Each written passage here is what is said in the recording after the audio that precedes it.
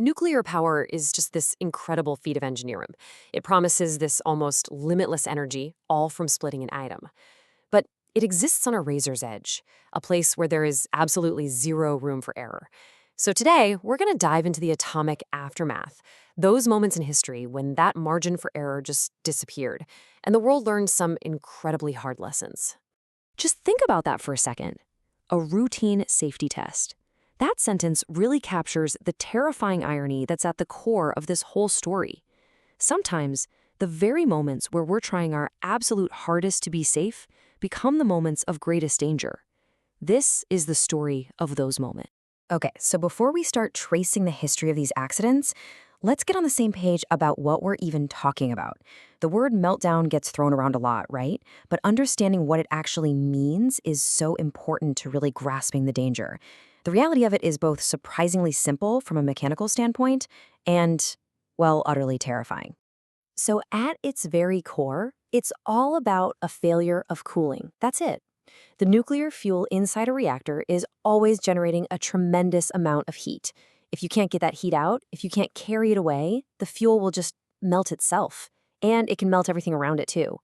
That is the fundamental challenge of nuclear power. You've got to keep things cool no matter what. All right, let's rewind the clock, back to the dawn of the atomic age.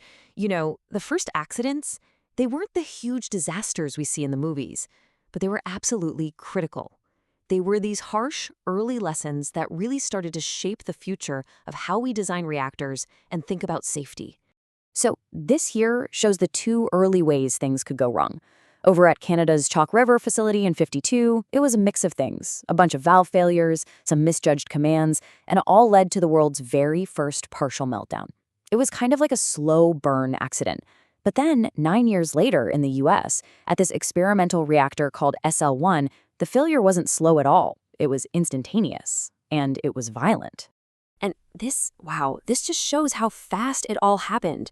An operator pulled a single central control rod out just a few inches too far. That's it. That's all it took.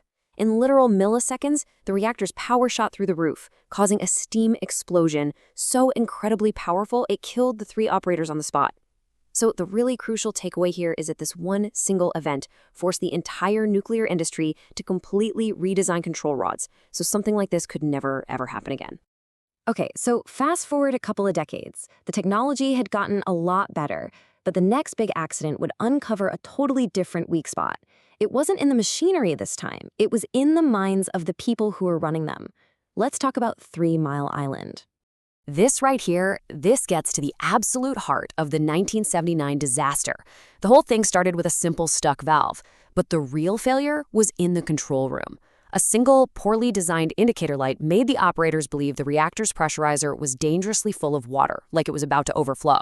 But in reality, the exact opposite was happening. The water was boiling away, and the core was being starved of coolant. So they acted on what they thought was true, and they drained the very coolant the reactor was desperate for. They turned a pretty manageable problem into a partial meltdown. And this is the great, kind of tragic paradox of 3 Mile Island. The ultimate safety feature, that huge concrete dome you see, it actually worked. It held. It did its job. But the confusion, the fear, that feeling of a near miss, it completely shattered public faith in the entire nuclear industry for a generation. Yep, this is the lesson that 3 Mile Island burned into the history books. You can have the most advanced technology in the world, but if the people in the control room can't understand what it's telling them during a crisis, then it's all for nothing. And that, of course, brings us to the one name that absolutely everyone knows, Chernobyl. Now, this wasn't just a failure of one little component or one confused team. This was a complete and total catastrophic failure. A failure of design, of procedure, and of an entire political culture. Honestly, it was a perfect storm. The operators deliberately shut down safety systems to run a poorly thought-out test. This put the reactor into a really unstable low-power state. But the killer, the fatal blow, was a flaw in the design of the RBMK reactor itself. When the operators finally hit the emergency shutdown button, the control rods, which had graphite tips, actually increased the reaction for a split second before shutting it down. That final power spike was all it took. And unlike reactors in the West, there was no containment building to catch all that fallout. The scale of the human response here is it's almost impossible to wrap your head around. Over 500,000 people, we're talking soldiers, miners, firefighters, they were basically drafted into this force of liquidators. They were sent in to fight an invisible fire, paying an unbelievable price to try and contain the disaster. And the consequence of all this? It's literally written on the map. A 30-kilometer zone, just evacuated and abandoned. It's a permanent scar on the landscape, a kind of modern-day Pompeii, preserved by radiation. So, for decades after Chernobyl, the world really did try to absorb those lessons. Designs got better, safety cultures changed. But in 2011, the next huge disaster didn't come from a human mistake. It came from the planet itself. The sequence of events at Fukushima is so important to understand. When that monster earthquake hit, the reactors did exactly what they were supposed to do. They shut down automatically. The initial safety systems worked perfectly. But then came the tsunami, and it wasn't just a big wave. It was bigger than the plant's seawall was ever designed to handle. It just washed over the site, and this is the critical part, it flooded the backup diesel generators, which were in the basement. That cut all power to the cooling pumps. And with no way to cool the core, the reactors just started to cook. So, the huge lesson here is this. Fukushima wasn't really a failure of the reactor operation in the way we'd seen before. It was a failure of imagination. It was a failure to build defenses for a natural disaster that was basically considered impossible right up until the day it happened. You know, when you look back at all of these events, it's easy to just see them as tragedies. And they are. But from an engineering and historical viewpoint, they are also these brutal, invaluable lessons.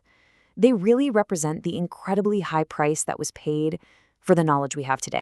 And this table just lays out the entire arc of our story perfectly. You can draw a direct line from each disaster to a specific critical lesson. SL1 taught us that control rods have to be designed to be fail-safe, period. 3 Mile Island sparked a revolution in how we design control rooms to work with human psychology, not against it.